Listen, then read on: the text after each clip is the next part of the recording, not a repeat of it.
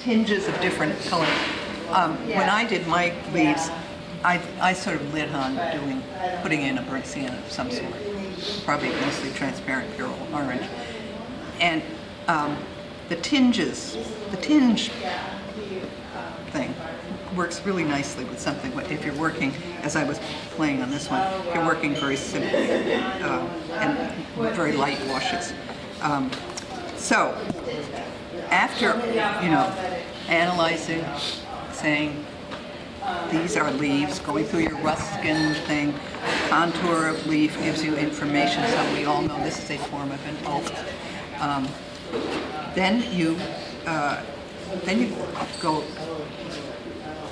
kind of away from it. You've already identified that it has a center spine and the, what you call them, the arteries. Points. What? Points. The arteries follow down to the points. So that gives you another information. Okay, so now I am going to just do some more light washes, and this is the inside-outside thing that I tried to do, and also some preserving the spine. Inside, outside, please. What? What? Well, you'll see. I'll show you. So here I have my contour, Ruskin, and just for fun, I was working with very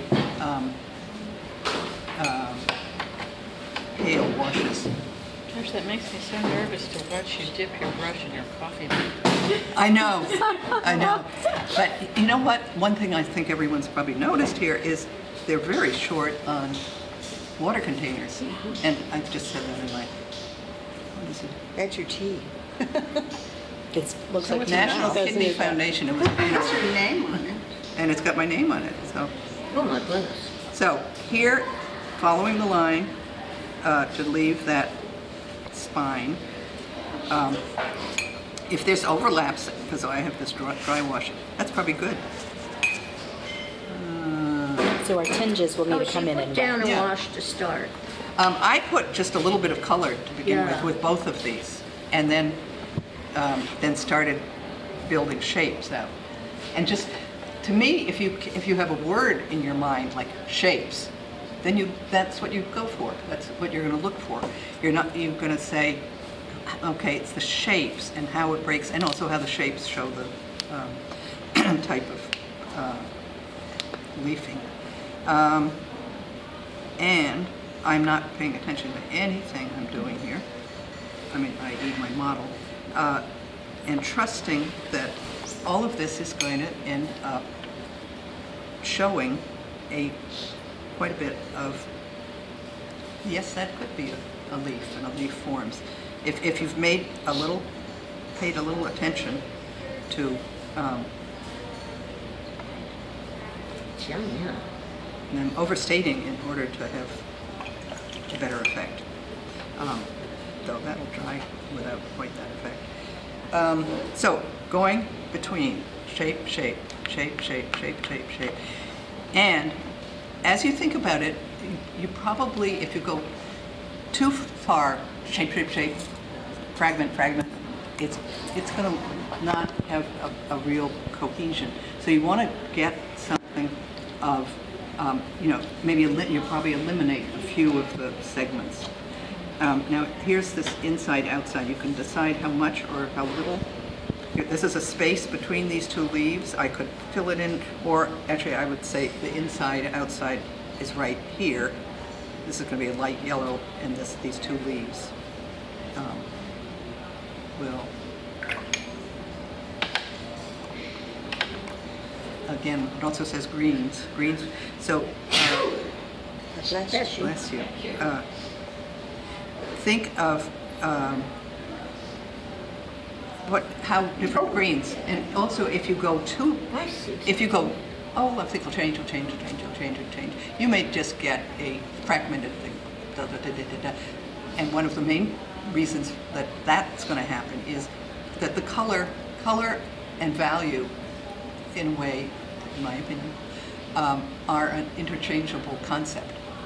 So if you were doing this in black and white and you went, did a whole spectrum of 10 or let's even just say 5 values, it's going to be, and you're not going to have a focal point. You're probably not going to have a modeling or a shaping that's going to work. So you want to again keep an eye on your main theme, and don't go too much. Go get a little more of that dark.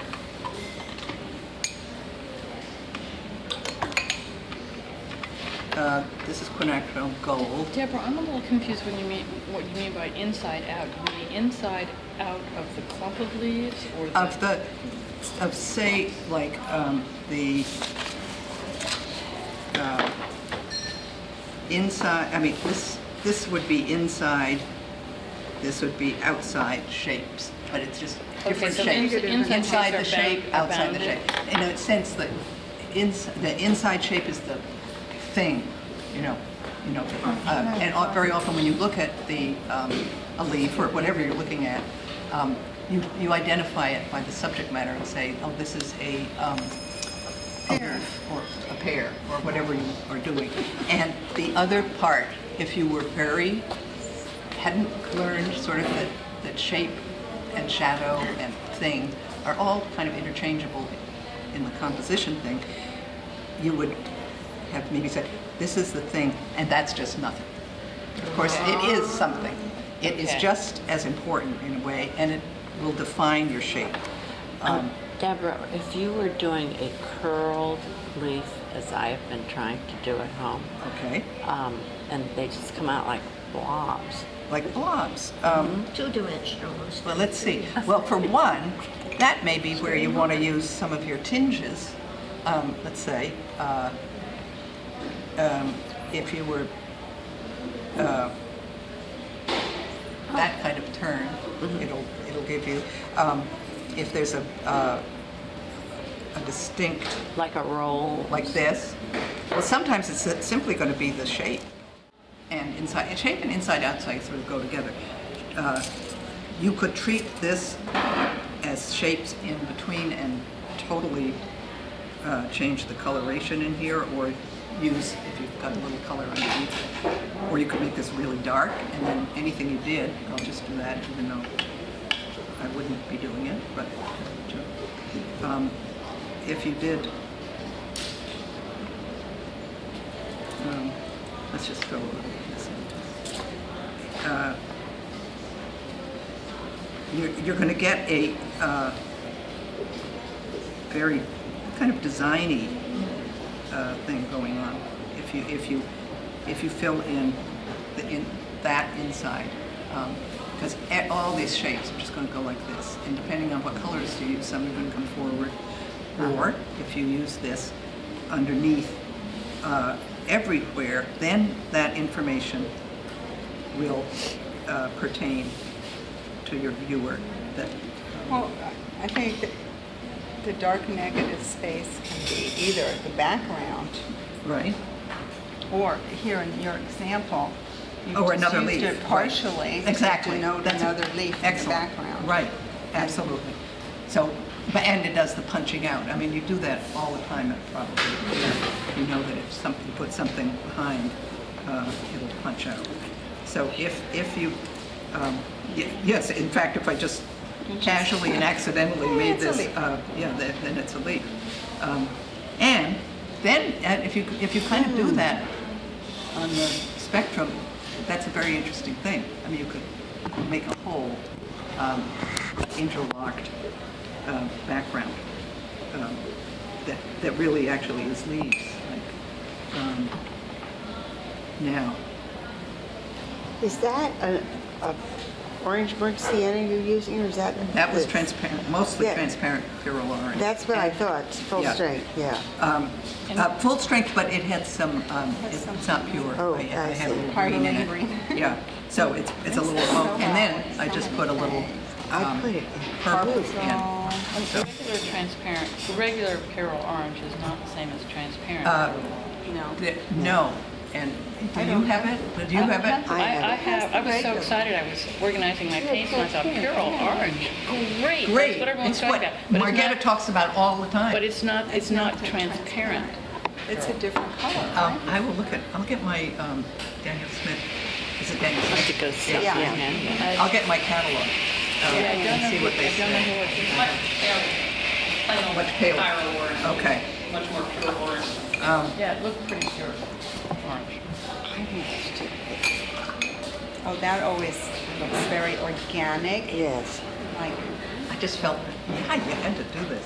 yeah. 5 weeks. So that is the So, little thing. Look at how different now. That is Look how so pink interesting. this, whatever it is, Yeah. which I agree with light Margetta, red. I would call it light red, but I'm going to check my, Maybe oh, I may have light my red. paints with me. so the setups, Yeah. you want us just to use part of them? Yeah, that would be fine, always make your own. Yeah, well,